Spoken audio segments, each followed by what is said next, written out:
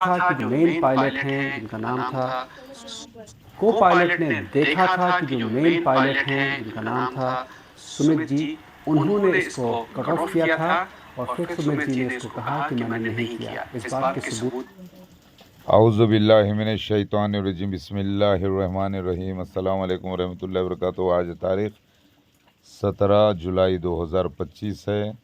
मैं ईसा इब्न मरियम रूह अल्लाह दोबारा जन्मा मेहदी महादेव बनकर, कल की भगवान बनकर, यानी सर्वेंट ऑफ अल्लाह बनकर, यानी हरिओम का सर्वेंट बनकर, अहमदाबाद प्लेन क्रैश का जो वाक़या हुआ उसके अंदर यूँ समझ लीजिए कि ये एक ख्वाब है, एक विज़न है, और उसकी ताबीर मेरी और मेरे बेटे इस्कंदर यानी अपोलो यानी ज़रगाम की और किडनैपर्स की एक होली ड्रामा है, लीला है। बात सुनिए, जब आपने वीडियो देखा होगा, मोहम्मद इरशाद जो है गैस सिलेंडर लेकर ब्लास्ट करने की कोशिश कर रहा था घर में। उस वक़्त एक नंगा आदमी बैठा हुआ था, क्लीन शेव, और उसका नाम था मोहम्मद जमील अहमद ख़ान, जिसने पहली बार उसी दिन, ये तो बच्चों ने रिकॉर्ड किया कि वो गैस सिलेंडर लाकर ब्लास्ट करने की कोशिश कर रहा था, जैसा बाप वैसा बेटा। लेकिन उससे पहले मोहम्मद जमील अहमद खुसरो ने अपने आप को दीवार से टकराने की कोशिश की कई बार। वो अपने सीने को मारता हुआ दीवार को जाके डिच्चे मार रहा था, यानी सर अपना जाके दीवार पर मार रहा था, यानी ये रोल कर रहा था जैसे सुमित सभरवाल ने प्लेन क्रैश कराया, लेके आके बिल्डिंग पे अपने आप को टकरा दिया पब्लिक के साथ। वही हरकत पहले से मोहम्मद जमील अहमद ख़ान उर्फ खुसरो ने कर दी है।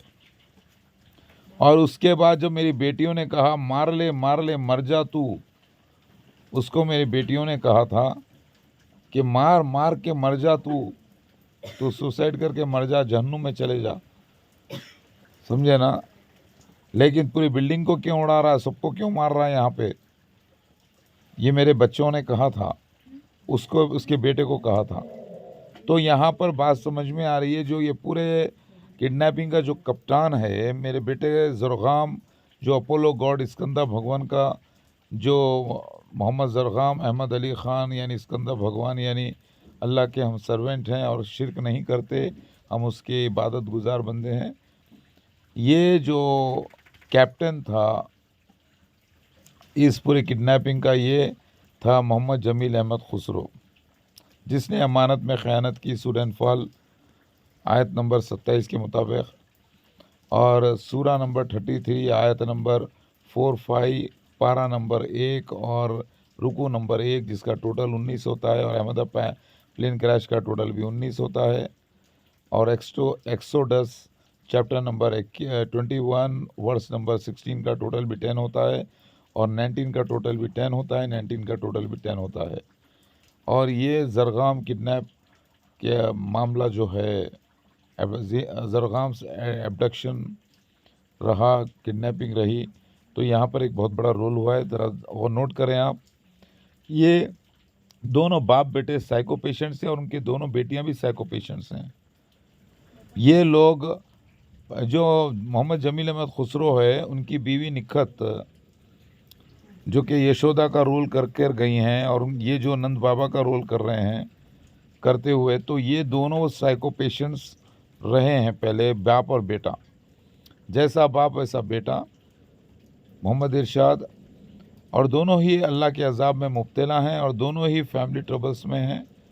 तो ये मेंटली इल हैं ये लोग, और ये लोग कि इनके जो मिर्ज़ा, ये जो मोहम्मद जमील अहमद की बीवी थे निकत, उनके जो सगे भाई हैं सैयद मंजूर हुसैन, फ्लैट नंबर 202 भी उन लोगों ने ऐसे ही लिया था, पेट्रोल डाल के जला देने की धमकी दे रहे थे सैयद, यानी सैयद मंजूर हुसैन साहब को, जो कि मेरे भी खलेरे मामा ही होते हैं। तो उसकी चक्कर में फ़्लैट रजिस्टर कर दिया गया था इनके नाम पे, नहीं तो पेट्रोल डाल के मर जाने की धमकी दे रहे थे, यानी ख़ुदकशी के ये हमेशा प्रैक्टिस करते रहते हैं। और यहाँ पर सबूत मिल गया कि एक्चुअली ख़ुदकशी है ये, रिश्तेदारी को भी उन्होंने कट कर दिया था, यानी कट किया, और ये खुदकशी साबित हुई उनकी। ये आप पूरी रिपोर्ट देखिए कि ये एक पूरा एक यूँ समझ लीजिए कि पूरा एक अहमदाबाद प्लेन क्रैश जो 12 जून 2025 को हुआ, ये पूरा एक सीन है, एक ख्वाब है, और इसकी ताबीर मेरे ज़रग़ाम और किडनैपर्स की एक पूरी कहानी है। इसको डिकोड कर लिया गया है पूरी तरीक़े से।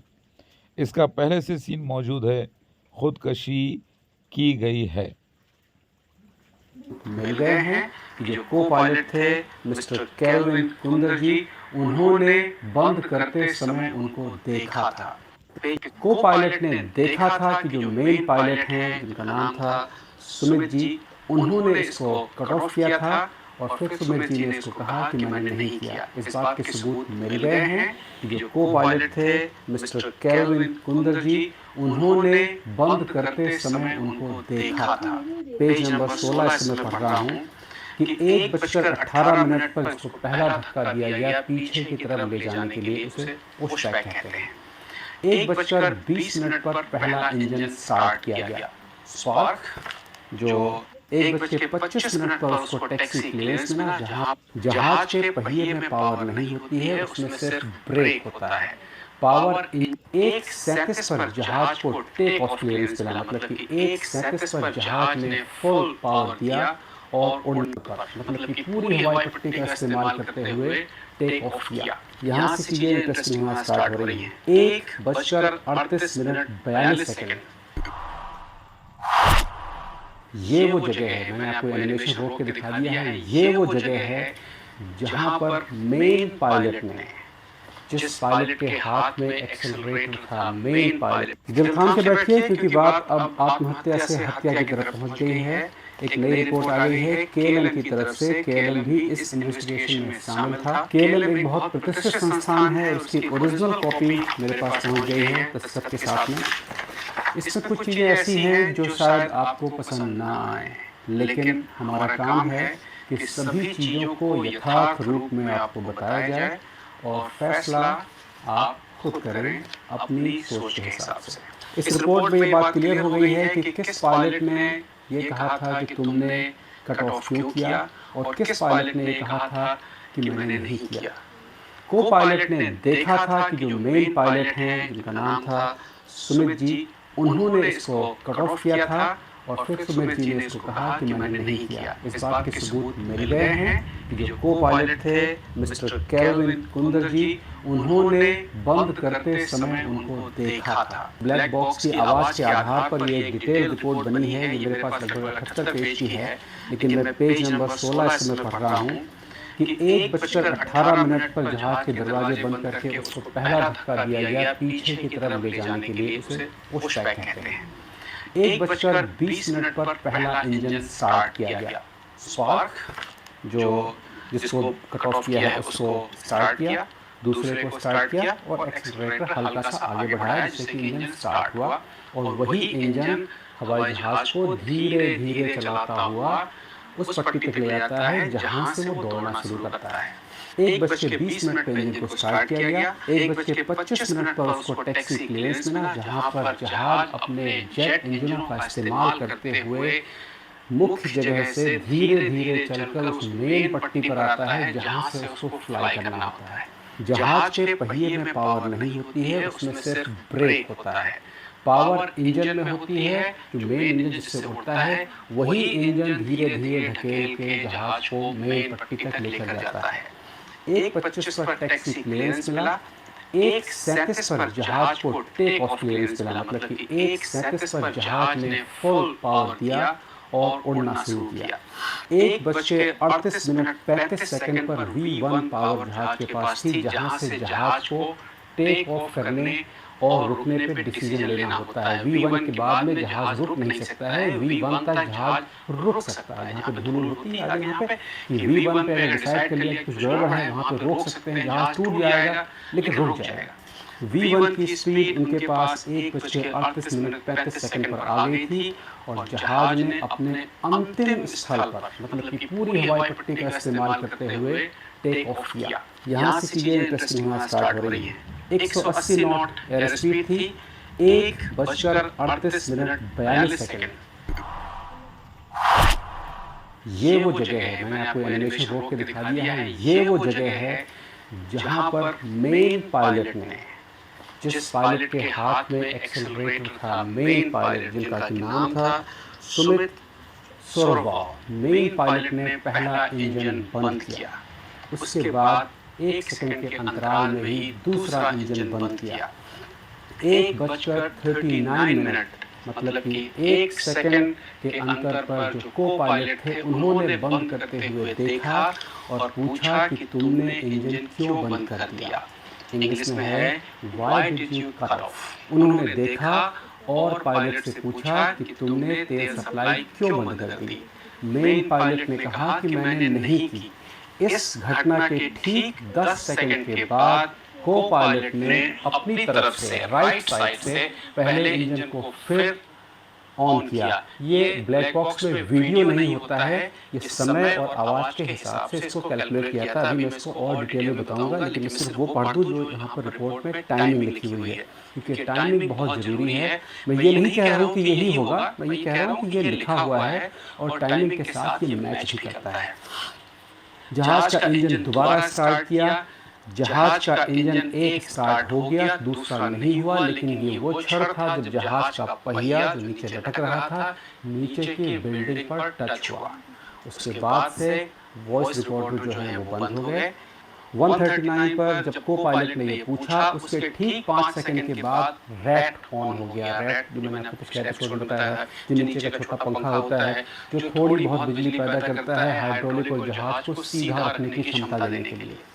उसके 10 सेकंड के बाद को पायलट ने इंजन को स्टार्ट करने की कोशिश की अपनी तरफ से राइट साइड से। जहाज में जितने भी काम किए जाते हैं हमेशा लेफ्ट टू राइट चलते हैं। नियम यह है कि आधे काम एक करता है और आधे काम दूसरा करता है। कोई भी ऐसी प्रक्रिया नहीं होती है, आमतौर पर 90% कोई भी ऐसी प्रक्रिया नहीं होती है हवाई जहाज के कैबिन में कि एक आदमी पूरा कर ले। ये सुरक्षा के नियमों को देखते हुए किया जाता है। अब आते हैं इसके थोड़े से एनालिसिस पे। यहाँ पर बात हो रही है मेन पायलट सुमित सोब्रवाल जी की, जिसको कि भारतीय रिपोर्ट में उनका नाम नहीं दिया गया है, लेकिन अब रिपोर्ट में उनका नाम आप किया जाता है। अब आते हैं इसके थोड़े से एनालिसिस पे। यहाँ पर बात हो रही है मेन पायलट सुमित सोब्रवाल जी की, जिसको कि भारतीय रिपोर्ट में उनका नाम नहीं दिया गया है, लेकिन अब रिपोर्ट में उनका नाम आ गया है कि उन्होंने ऐसा किया। उनका एक रिकॉर्ड है। उनका रिकॉर्ड ये है कि वो एयर इंडिया के बड़े जाने पहचाने ट्रेडर हैं, बड़े ही एक्सपीरियंस पायलट हैं, लेकिन पिछले 2 महीने से वो डिप्रेशन की बीमारी से जूझ रहे थे, लगातार अपनी थेरेपी से जा रहे थे और पिछले कई शिफ्टों से उन्होंने जहाज को नहीं उड़ाया था। अपनी इस बीमारी की वजह से उनकी माँ का देहांत हुआ था, उसकी वजह से उनके हिसाब से जो कि रिपोर्ट कहती है वो डिप्रेशन में थे और जॉब छोड़ना चाहते थे। उनके पास 2 ट्रिप और बची हुई थी। जहाज में हमेशा 3 पायलट कैबिन में होते हैं। Main pilot, first officer, second officer बीच में बैठा होता है, उसका काम होता है सिर्फ देखना। इस जहाज में वो तीसरा पायलट था, लेकिन केबिन में नहीं था। केबिन में सिर्फ 2 लोग थे। ये भी एक जांच का विषय है, इस पर जांच भी हो रही है कि जब तीसरा पायलट सेकंड ऑफिसर था तो वो केबिन में क्यों नहीं था। अगर वो केबिन में होता तो ये जो घटना है ये नहीं होती। अब आते हैं बात पर 1:38 पर जब V1 पोजीशन आई और 1:38 42 जब पहला इंजन बंद किया गया। जब भी आप पायलट की ट्रेनिंग को लेने के लिए जाते हैं, पहली चीज आपको सिखाई जाती है कि इस बटन को आपको 1000 फीट की ऊंचाई से पहले नहीं टच करना है। बंद करते समय अगर इन्होंने जानबूझ के किया है, क्योंकि वो एक ऐसी पोजीशन थी कि वहां से रिकवर नहीं हुआ जा सकता था। जहाज जमीन छोड़ चुका था और हवा में पूरा नहीं पहुंचा था। उस जगह पर पावर खत्म करने का मतलब ये है कि जहाज को गिरना ही गिरना था। मेन पायलट जहाज को उड़ा रहे थे, को पायलट बगल में बैठे हुए थे। मेन पायलट के हाथ में एक्सेलरेटर था। मेन पायलट ने ही उस एक्सेलरेटर को पीछे किया और स्विच को बंद किया। पहले उन्होंने राइट को बंद किया, फिर उन्होंने लेफ्ट को बंद किया। स्विच को बंद करना भी एक 3 स्टेप प्रक्रिया होती है। उसमें स्विच को ऊपर उठाना होता है, पीछे करना होता है, छोड़ना होता है। 3 स्टेप होता है।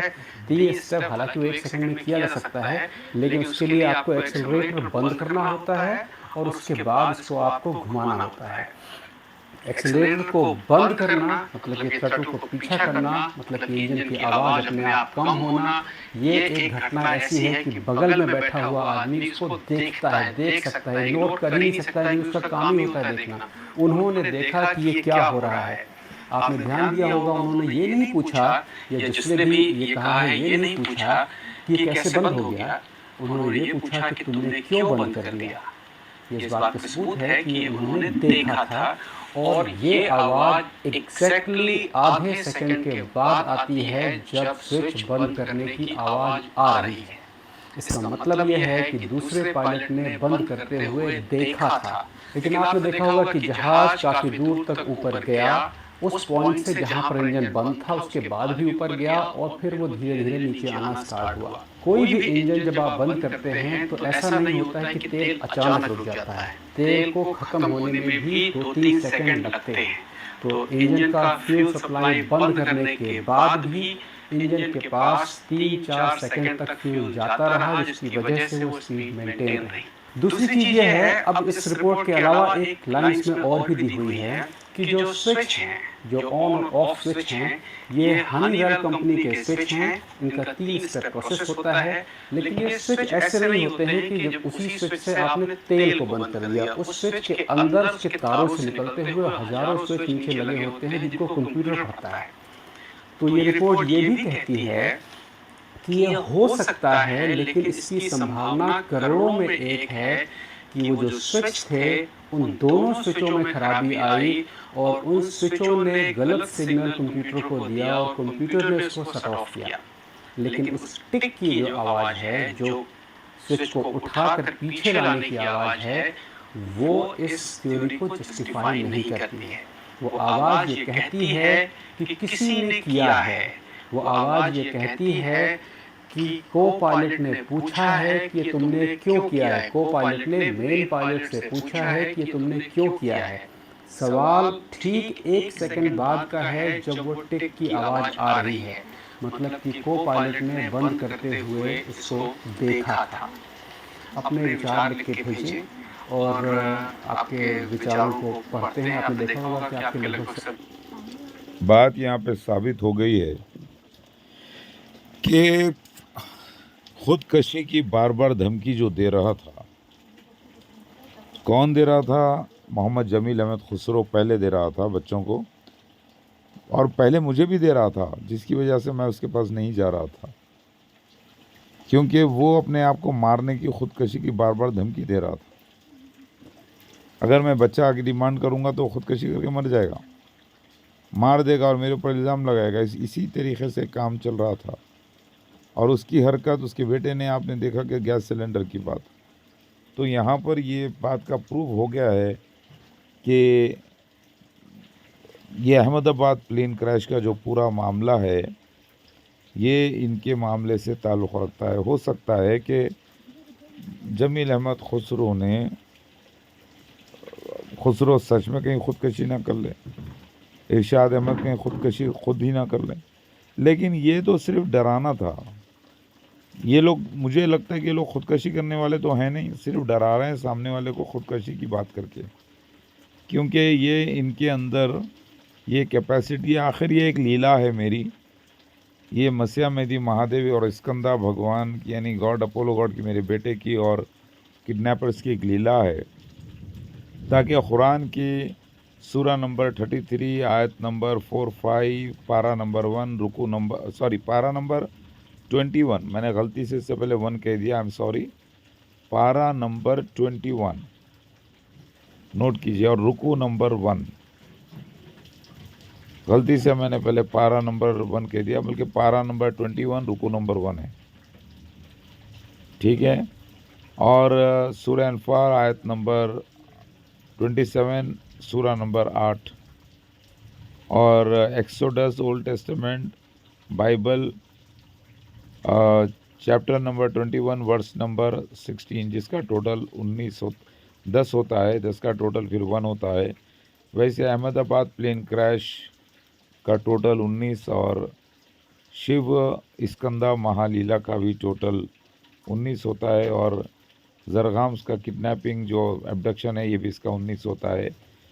ये 100% साबित हो गया है कि ये मामला पूरा फरिश्ते ने डिज़ाइन किया है ये, और उसके हिसाब से प्लेन की timing, take off timing, cut off होना। और एक बात ये है, जमील अहमद खुसरो कट ऑफ हो गए, कट ऑफ कर दिया था उन्होंने अपने आप को, समझे आप। वो निकल कर असल नाम बदलने में उनका हाथ है, अपना नाम डालकर बच्चे को ग्रैब करने में उनका हाथ है।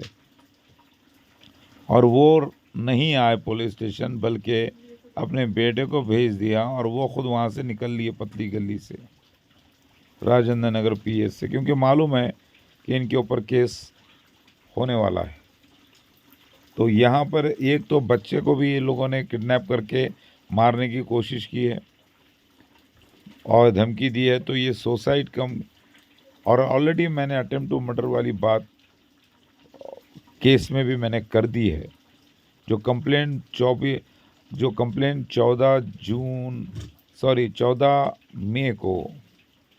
14 मई 2025 को फाइल हुआ था, उसमें ये बात कर दी गई थी, समझे आप। बल्कि ये जो 14 जून को शायद कंप्लेंट मैंने फाइल किया, देखता हूँ मैं डेट। तो याद रखिए, ये लीला कंप्लीट हुई है और अब मामला निकल के सामने आ रहा है।